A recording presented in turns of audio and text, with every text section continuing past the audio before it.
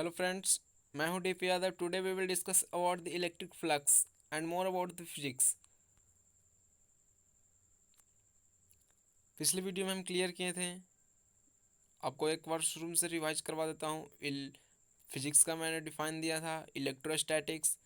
Electrostatics के बाद मैंने इलेक्ट्रिक चार्ज के बारे में बताया था, उसका प्रॉपर्टीज़ बताया था। इलेक्ट्रिक चार्ज का प्रॉपर्टीज़, कूलॉम्स थ्योरी बताया था मैंने, इलेक्ट्रिक फील्ड्स बताया था, इलेक्ट्रिक फील्ड लाइंस बताया था, इलेक्ट्रिक फील्ड का प्रॉपर्टीज़ बताया था। उसके पहले मैंने कूलॉम्स थ्योरी बताया था। तो आज हम इलेक्ट्रिक पोटेंशियल हम पढ़े थे। इलेक्ट्रिक पोटेंशियल क्या है, इलेक्ट्रिक पोटेंशियल डिफरेंस पढ़े थे।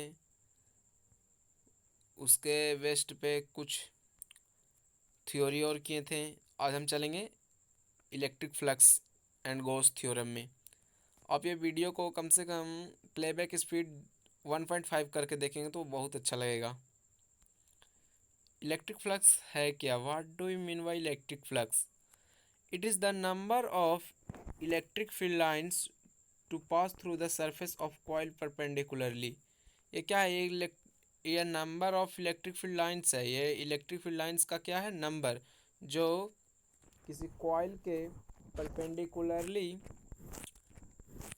पार होती है। क्या? किसी कॉइल के पास through the surface of coil of perpendicularly,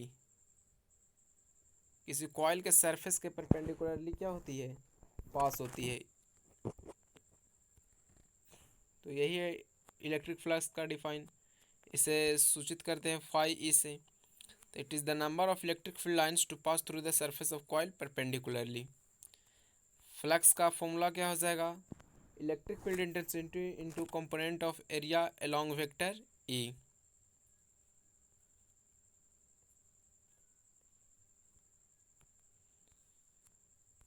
electric field intensity को सूचित करेंगे ई ए से, into component of area along vector A को क्या हो जाएगा?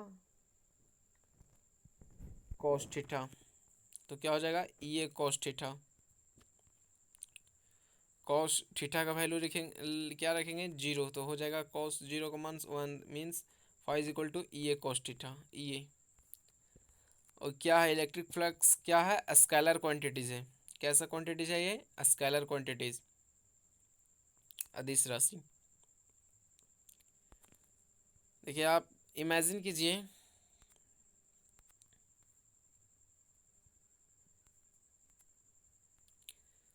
देखिए इमेजिन कीजिए कि ये एक क्या है? तार है, वायर। उसको हम इस तरह काट दिए, इस तरह काट दिए तो ये जो ये बना ना ऐसे, देखिए जैसे मैं यहाँ पे बना हुआ है।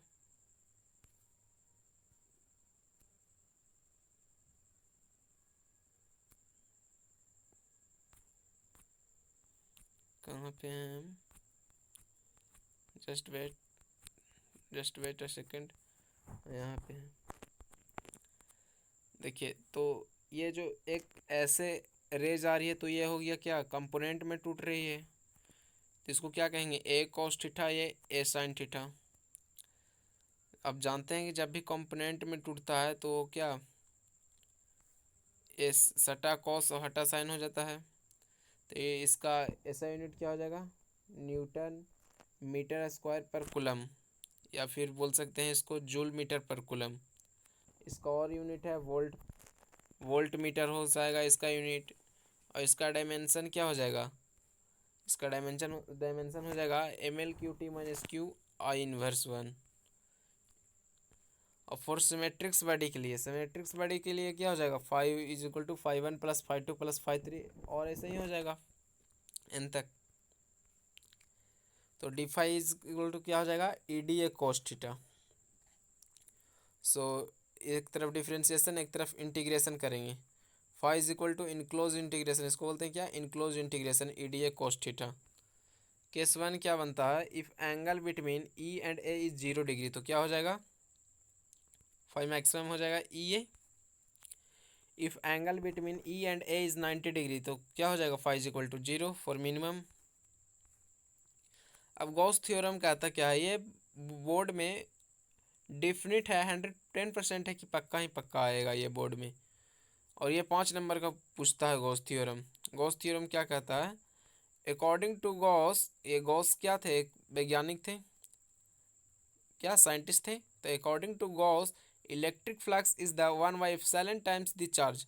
जो गॉस क्या बोले थे कि गॉस के अनुसार, मतलब उनके अनुसार इलेक्ट्रिक फ्लक्स जो होता है 1/ε टाइम्स के चार्ज के होता है इनक्लोज्ड ऑफ द सरफेस।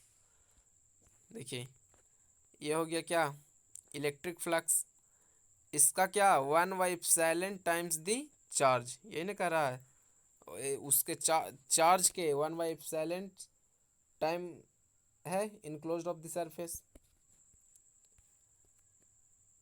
देख रहे हैं हम यहाँ पे, ये +1 कूलम चार्ज है, यहाँ पे +1 कूलम चार्ज है। अगर हमें क्या ज्ञात करना है, इलेक्ट्रिक इलेक्ट्रिक फील्ड ज्ञात करना है और दूरी पर। तो पहले उस जब हम इलेक्ट्रिक फील्ड निकालते थे, पिछली वीडियो में निकाल लेते थे, तो क्या मानते थे, +1 कूलम चार्ज मानते थे। क्या मानते, +1 कूलम चार्ज मानते थे। लेकिन यहाँ पे वैसा नहीं करेंगे, यहाँ पे गॉसियन सरफेस मानेंगे। देखिए यहाँ पे लिखा हुआ है, we have to find the electric field at R distance, then now consider a Gaussian surface from a point charge Q as shown in the figure, जैसा कि फिगर में दिखाया गया है। एक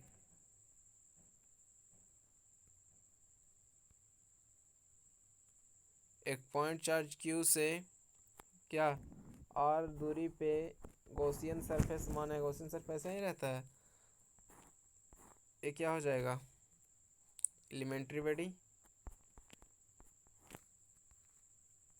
वेक्टर क्वांटिटीज है, एरिया वेक्टर क्वांटिटीज है, D A vector quantities, electric field का डायरेक्शन इधर है।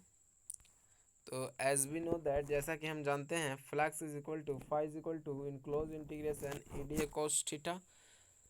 कोस जीरो यहाँ पे हो जाएगा, phi is equal to E D A हो जाएगा सिर्फ phi in close integration. E का वैल्यू आप जानते हैं 1/4πε0 Q by R square into D A. 1/4 Q/4πε0 क्या है, कांस्टेंट है, तो उसको बाहर निकाल लेंगे। यहाँ पे DA/r² बच गया। DA/r² से होता है क्या, डी सॉलिड एंगल। इसको सॉलिड एंगल बोलते हैं, क्या बोलते हैं, सॉलिड एंगल। और सॉलिड एंगल बराबर होता है 4π। अब 4π से 4π कैंसल हो गया, तो क्या हो जाएगा, Q is equal to phi is equal to Q/ε0 proved हो गया हमारा। नेक्स्ट हमारा क्वेश्चन है, calculate the electric flux through 10 microcoulomb which is kept inside of sphere. तो क्या हो जाएगा इसका answer, phi is equal to Q/ε0 आप लगा दीजिए सिर्फ, बस आ जाएगा। इसका आंसर हो जाएगा 36π इंटू 10/4 वोल्ट मीटर।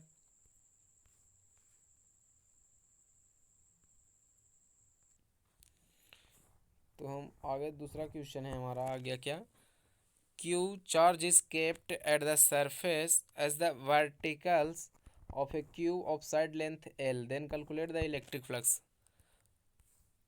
क्या हो जाएगा, फाइव इक्वल टू Q/ε0, तो Q/8ε0 इसका आंसर हो जाएगा। देखिए यहाँ पे कह रहा है calculate the electric flux given in the figure. तो फाइव इक्वल टू क्या होता है, Q/8/ε0, क्योंकि आप इलेक्ट्रिक फ्लक्स का ये डिफाइन आप जानते हैं। Electric flux, it is the number of electric field lines to pass through the surface of coil perpendicularly, जो कॉइल के परपेंडिकुलरली पार होती हो, है कि नहीं। गॉस थ्योरम क्या कहता है, according to Gauss electric flux is the 1/ε times the charge enclosed of the surface. Enclosed of the surface, surface के अंदर। तो फाइव इज इक्वल टू क्या हो जाएगा, Q/ε0। Q इनसाइड में कितना है, 2 माइक्रोकुलम है। माइक्रो सब में है, तो कॉमन ले लेते हैं, 10⁻6 +2 -3 +8 -5।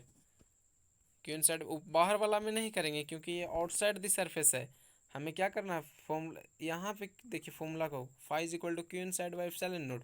तो Q इनसाइड अंदर में कितने चार्ज है, बस उसी को देखनी है हमें। इसका राइट आंसर आप कैलकुलेट कर लेंगे।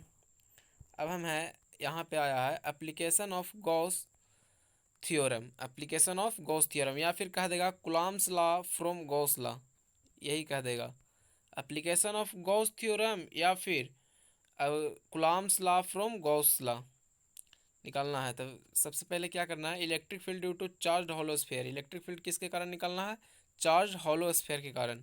देखिए यहाँ एक हॉलोस्फेयर ले लिए खोखला, इसके ऊपर चार्ज क्या है, प्लस क्यू है, सपोज मान लेते हैं प्लस क्यू, और इसका रेडियस क्या है, आर है, रेडियस क्या है, आर है।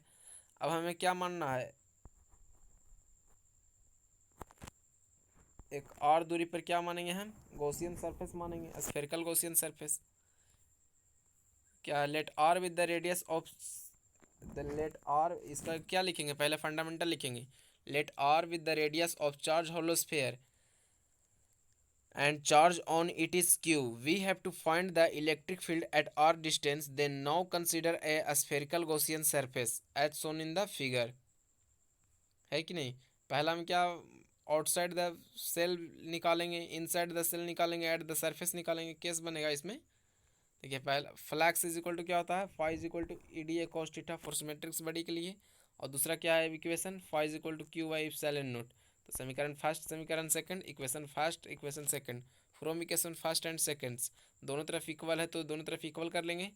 Phi is Q inside, Q enclose integration A D is equal to Q inside by epsilon naught, E को बाहर कर लेंगे, डी ए का integration A Q inside by epsilon naught, E A का मान क्या होगा 4 pi R square, area of square 4 pi R square, Q inside by epsilon naught, E is equal to Q inside by 4 pi epsilon naught R square. Proof हो गया ना, यही proof करना था हमें। एट द सरफेस पर क्या हो जाएगा, R is equal to R हो जाएगा, यहाँ पे एट द सरफेस पर क्या हो जाएगा, R is equal to R, तो इस सरफेस पर क्या हो जाएगा, Q inside by 4 pi epsilon naught R square. Inside the shell zero, क्योंकि radius is very greater than R, smaller. At the center पर भी जीरो हो जाएगा। देखिए graph of electric field V S R, E V S R का ये देखिए, ये होगा हमारा, ये सेंटर पर हो गया, ये सेंटर पर हो गया ना, आर बराबर आर, इधर क्या हो गया, जीरो। ये महत्वपूर्ण चीज़ है, कुछ नोट है, नोट कर लीजिए आप। Y square is equal to 4 AX ऐसे हो जाएगा, Y is equal to -4 AX ऐसे हो जाएगा, X square 4 AY, X square is equal to -4 AY। बस इसको कॉन्सेप्ट थोड़ा कर लीजिए। अब निकालना है क्या, electric potential due to charge hollow sphere. पहले हम निकालें क्या, electric field due to charge hollow sphere, यानी Coulomb's law from Gauss law, या फिर कह देगा क्या, electric field due to charge hollow sphere, यही ना कहेगा। तो इसको क्या करेंगे, वी आउट में क्या हो जाएगा, Q by 4 pi epsilon naught R, surface पर Q by 4 pi epsilon naught R हो जाएगा। अभी इनसाइड में भी, अब सेंटर पर भी और सरफेस पर भी क्या हो जाएगा, V is equal to Q by 4 pi epsilon naught R. Potential इसका क्या हो जाएगा, Q by 4 pi epsilon naught R. देखिए इसका ग्राफ है, देखिए यहाँ पे ग्राफ का जो फंडामेंटल है, किसी हॉलो स्फेयर के सेंटर पर इनसाइड में तथा सरफेस पर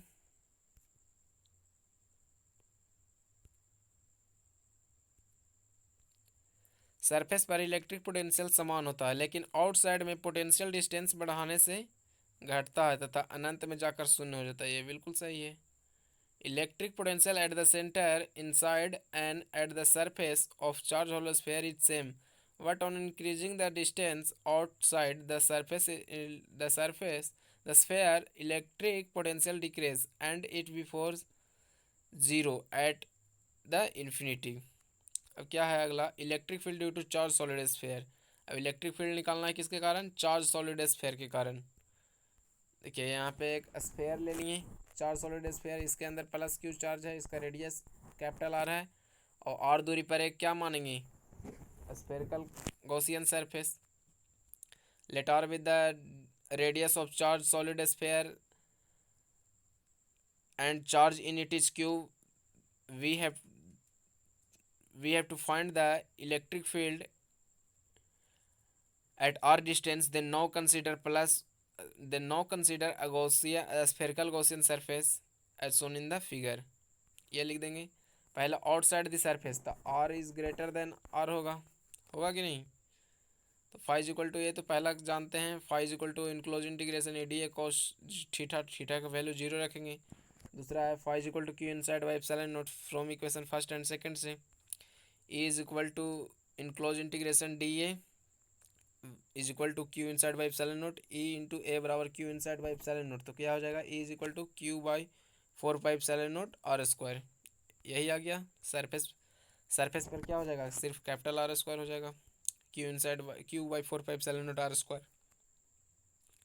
इनसाइड में क्या होगा देखिए, four by three pi R cube, क्या है, गोले का आयतन है, चार बटे तीन pi R cube, volume of sphere capital R, यानी चार सॉलिड स्फेयर्स का जो वॉल्यूम है उस पर क्या है, क्यू है, कितना है, क्यू। इसलिए छोटे के लिए क्या हो जाएगा, Q by four pi epsilon naught R Q into four by three pi R Q. Four by three pi से पाई कैंसिल हो गया, तो यहाँ क्या बचा, क्यू इनसाइड में कितना हो गया, क्यू बाई आर।